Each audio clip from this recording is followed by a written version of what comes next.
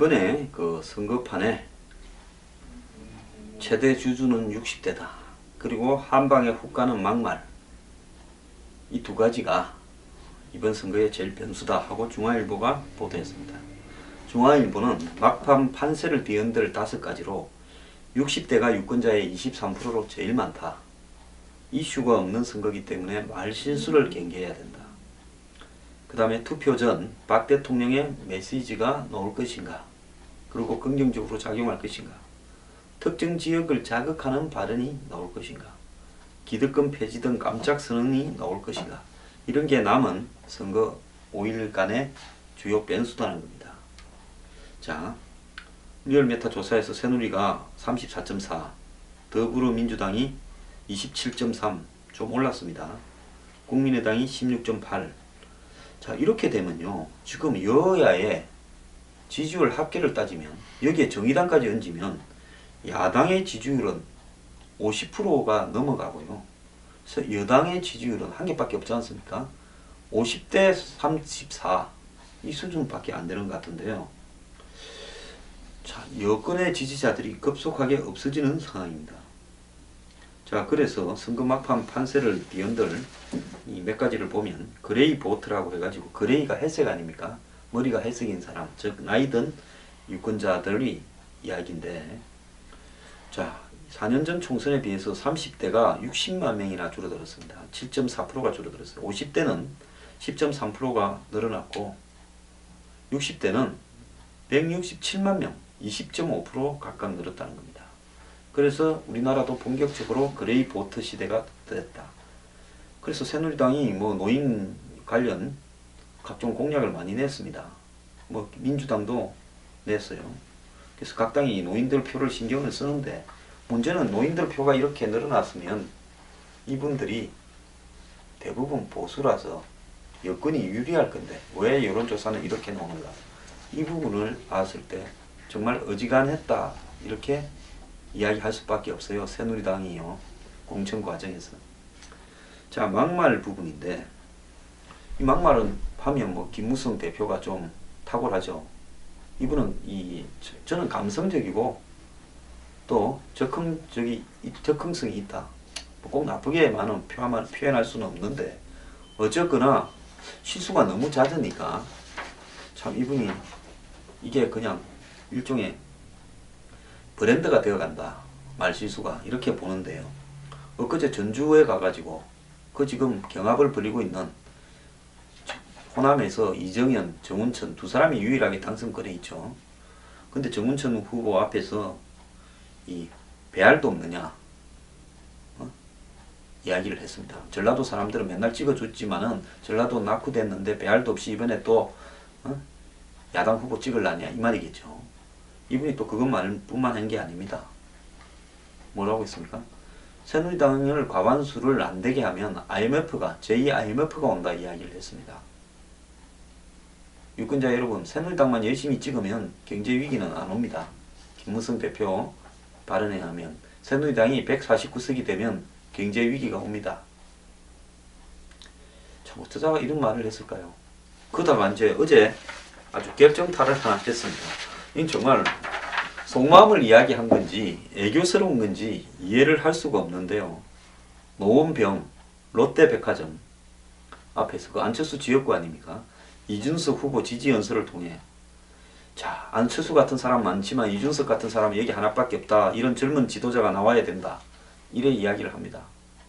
이분 뭐 가는 데마다 재선한 사람한테는 다음에 사무총장 될 거다, 그리고 삼선한 사람한테는 원내대표나 당대표가 될 거다 해서 그런 사람이 지금 전국에 10몇 명이라는 거 아닙니까?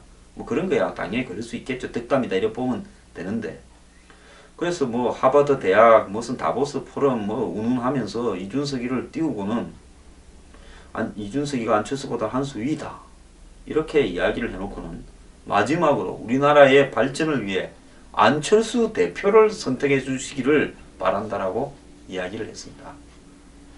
청중들이 멍한 반응을 보이자, 아이고 제가 하루에 10번씩 연설을 해서 여러분 웃기려고 일부러 그랬다, 그렇게 머쓱해 한 뒤 우리 이준석이를 뽑아달라, 이렇게 이야기를 했습니다. 뭐 호사가들이나 정치에 빠꼼한 사람들, 또 뭐 저 같은 사람들은 이래 이야기를 합니다. 안철수 국민의당은 개헌을 위한 정당이다. 총선 이후에 개헌의 한 축이 되려고 이렇게 만들어졌다. 그래서 여야에 사람들이 들어가 있다. 개헌론자들이. 그랬고 새누리당의 비박들, 특히 김무성 대표는 이원집정부제 개헌을 가장 먼저 공개적으로 주장해왔다. 청와대하고 갈등을 빚으면서도요. 그래서 총선 이후에는 개헌 여부를 둘러싸고 일대 정계 개편이 일 수도 있고, 또 친박이 반기문 대통령, 친박 실세 총리 등으로 개헌을 갖다가 추진할 가능성도 매우 높다. 그리고 친박과 비박 사이에는 이런 부분을 둘러싸고 모종의 연계가 있을 수도 있다. 김무성 대표가 개헌을 반대해온 친박이 다시 개헌을 자기들이 앞장서서 찬성하면 머쓱해지니까 총대를 메고 개헌을 주장하고, 친박은 못 이기는 척하면서 따라가면서 안철수 당과 더불어서 개헌을 하려고 그런다. 그러려면 안철수 당이 죽는 것보다는 교섭단체 이상으로 한 3, 40석으로 살아있으면 매우 좋다.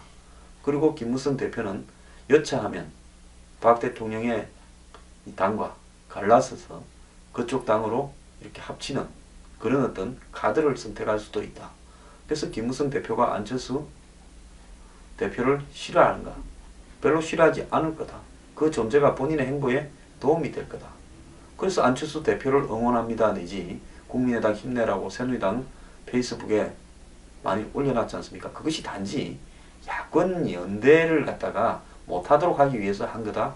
그 안 되는 시점이 벌써 지났는데 저는 꼭 그렇게만도 안 봅니다.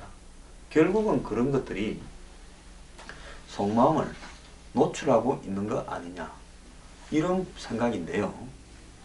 자, 최근에 보면 안철수 국민의당이 새누리당 지지율을 더 깔아먹었습니다. 정확하게 안철수 국민의당 지지율이 지금 한 7, 8% 올라가고 새누리당 지지율이 7, 8% 떨어졌습니다. 이건 최근 이야기가 아니라 저 국민의당이 생긴 이후에 지속적으로 국민의당이 지지율이 올라가면 새누리당 지지율이 내려가고, 국민의당 지지율이 내려가면 새누리당 지지율이 올라가고, 이렇게 서로 반대로 작용을 해왔습니다. 결국 국민의당이 일정하게는 야당 지지율을 갉아먹지만은 그 이상의 부분, 제가 볼 때는 8% 이상의 부분에 있어서는 새누리당의 지지율을 갉아먹고 있습니다. 왜냐하면 보수나 중도 중에서 마지못해서 새누리당을 지지하다가 다른 대안이 있으면 빠지려고 하는 성향이 많죠. 좌우간 김무성 대표는 실수인 것처럼 해서 속마음을 이야기한 건지 어떤 건지는 모르겠습니다. 어쨌거나 이 막말에 있어서는 김무성 대표가 한가닥은 하고 있죠. 자, 박 대통령이 이번에 어떤 발언을 할 거다 하는 부분에서 저는 박 대통령이 크게 무리한 발언을 안 할 거라고 보고 있습니다. 왜냐하면 이 박 대통령이 총선에서 새누리당을 찍어달라 말은 못할 거 아닙니까? 그럼 할 수 있는 말은 무능한 국회를 심판해달라, 뭐 여태까지 나왔던 이야기. 안 그러면 적극적으로 투표해서 정치를 바꿔달라, 경제를 외면하는 세력에 대해서 심판해달라, 이런 말들로 자신을 적극적으로 지지하는 한 30%쯤 되는 이 핵심 지지층에 호소를 할 수는 있겠죠. 투표를 적극적으로 해달라고. 자, 여야 지도부의 문제는 지금 이제 뭐 최경환 그 의원이 이제 충청도 정치인 역할을 강조하기 위해서 오늘 이제 충청도에서 유세를 한답니다. 그러면서 충청도 가서 반기문 사무총장이 땅의 중요한 자산이다, 이 이야기를 할 거라고 보이고요. 그래서 반기문을 떼어서 김무성을 뭐 견제할 거다, 이렇게 이야기도 나오고 있고, 그 다음 문재인 대표가 오늘 1박 2일로 광주에 갑니다. 제가 그 갈 거라 했는데 제가 가기로 한 딱 그날 가지 않습니까? 제가 금요일날 갈 거라 하지 않았습니까? 자, 이거는 어떻게 작용할 것인가? 제가 봤을 때 광주에 가게 되면 아마 이번에 굉장히 불쌍한 모드, 반성 모드로 일관할 겁니다. 그래서 아마 본인이 좀 조리돌림 당하는 모양을 노출시키려고 할 건데요. 혹시 누가 계란이라도 하나 던지거나 페인트라도 하나 던지면 문재인 대표는 목표를 100% 달성을 합니다. 자, 그런 일 없어야 되겠죠. 이 쇼킹 선언, 자, 선거 막바지에 위기에 놓인 쪽에서 뭐 이런 문재인 대표가 대선 불출마를 선언한다. 전 그런 일 별로 없을 거라 봅니다. 하려면 오늘 하겠죠. 뭐 새누리당 국회의원들 돈 많은 분들 많으니까 앞으로 4년간 세비를 안 받겠다. 그런 이야기 절대 안 할 거라 봅니다. 있는 사람이 더 하죠. 그러면 뭐 더민주당 국회의원들 앞으로 뭐 이 호남을 위해서 목숨을 바치겠다. 지금 광주 전남 북에서 너무 어려우니까요. 그러면서 우리는 문재인 대표를 대선 후보로 지지하지 않겠다. 그런 말도 안 할 것 같습니다. 그래서 이 쇼킹 선언이 나올 거는 별로 없다고 봅니다. 그렇다고 뭐 안철수 대표가 나는 호남의 지지를 거부한다. 이야기도 안 하겠죠. 결국 정치인들은요, 가진 게 아까워서 그런 소리는 절대 안 할 거라 봅니다.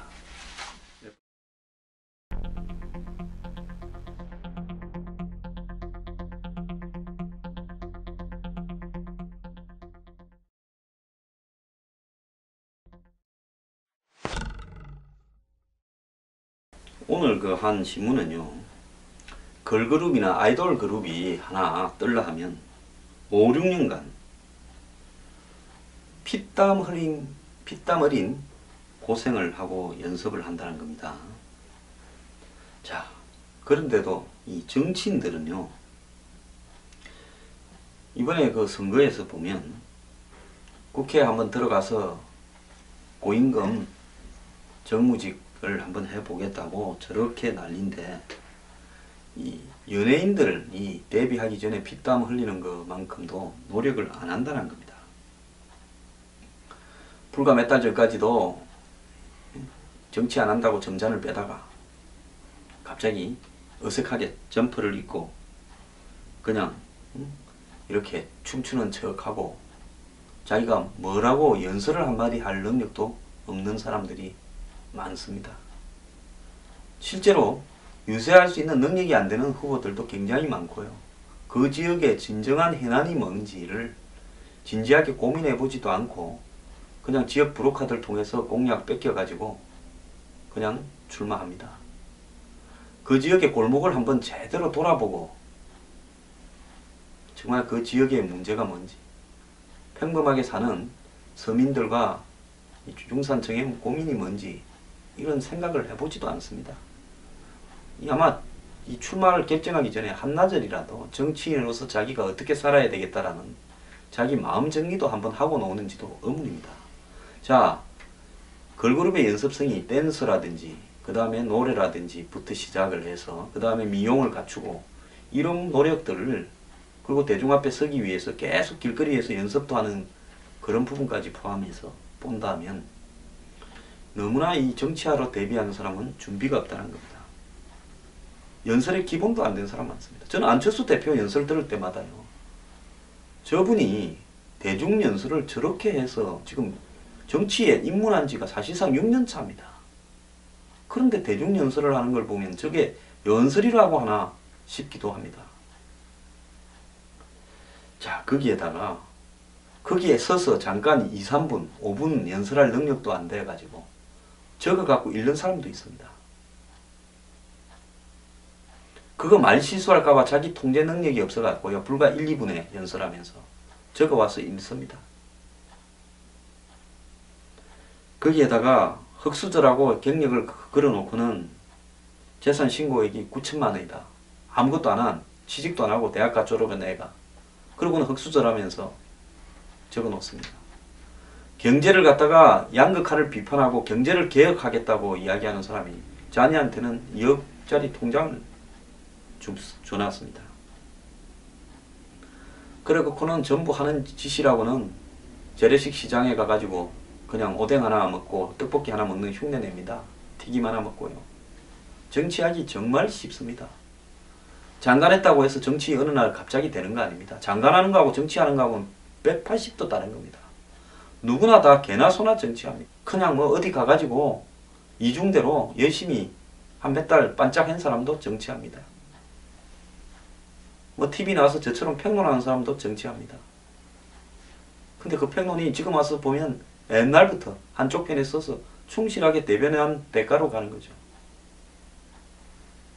자, 그래서 정치를 하려면 제가 생각을 할 때는 한국 사회의 본질과 자기 지역 선거구의 문제들이 뭔지에 대해서 깊숙하게 인식을 해야 되고요. 그 다음에 자기가 정치인으로서 살아가는 동안에 기존의 정치인들이 뭐가 문제인지, 출판 기념회와 후원금을 받고 그걸 갖다가 이렇게 저렇게 하는 부분, 그 다음에 사무실을 운영하는 부분에서 기본도 안 된 사람이 너무 많다는 거.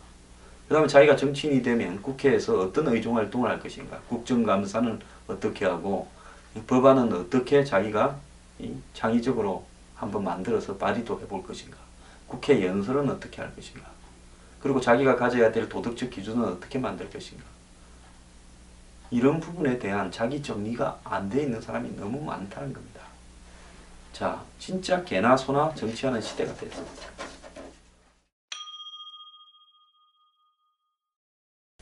자, 요즘 안철수 의원을 너무 많이 띄웁니다. 여기저기서부터요. 본인이 끝까지 뚝심을 가지고 버텨서 위기를 극복하고 이제 국민들이 진가를 알아본다, 그런 이야기입니다. 자, 저는 그렇게 생각하지 않습니다. 결국은요, 안철수 의원은 호남이 친노와 문재인이 싫어서 선택한 또 하나의 지역구도 독점 대리인입니다. 그렇지 않습니까? 안철수 의원이 호남에 빼놓고 한번 생각해 보십시오. 전국에 어디 하나 당선될 때가 있습니까? 어젠가요, 부산을 갔는데요. 안철수 의원은 사실상 부산 선거를 거의 포기하지 않았습니까? 자기 고향인데요. 지금 부산에서 국민의당 정당 지지도가 5.1% 나온답니다. 전국 평균이 뭐 14에서 15, 16 이래 나오는데 자기 고향에서 5.1% 나온답니다. 거기 가지도 않았어요. 후보들도 제대로 안 냈습니다. 부산에요. 가끔 가다가 가뭄에 콩나듯이 후보 한 명씩 있습니다. 자, 이런 상황에서 과연 이 특정 지역에 매몰되어서 그 지역에만 집중해서 지역주의 정당화하면서 한마디로 영남 지역은 완전히 외면하고 충청권도 외면하고 강원도도 외면하고 이러면서 지역 정당화 되어가는 모습, 그리고 안철수 의원의 지금 지지의 대부분은 호남에서의 열화 같은 지지로 만들어진 겁니다. 과연 중도와 무당파, 그러면 새로운 정치 세력이 만들어지기를 원하는 사람이 간절히 안철수 의원을 미는 비율이 몇 프로 되겠습니까? 이런 지금 착시현상, 안철수가 제3의 정당의 길을 만들고 있다. 그거 아니죠. 호남이 한 3분의 2쯤 떼서 안철수한테 지금 올인하고 있다. 이것이 정치에 도움이 되겠습니까? 자, 결국 호남이 다음 대선의 승리를 두고 문재인 외에 다른 사람 하나 키워보자, 그 판단이 오늘날 안철수가 존재하는 근원이 되고 있는 겁니다. 자, 이것이 안철수 의원의 정당이 지지율이 올라가는 것이 한국 정치 발전에 뭔 도움이 되겠습니까? 잘 생각해 보기 바랍니다.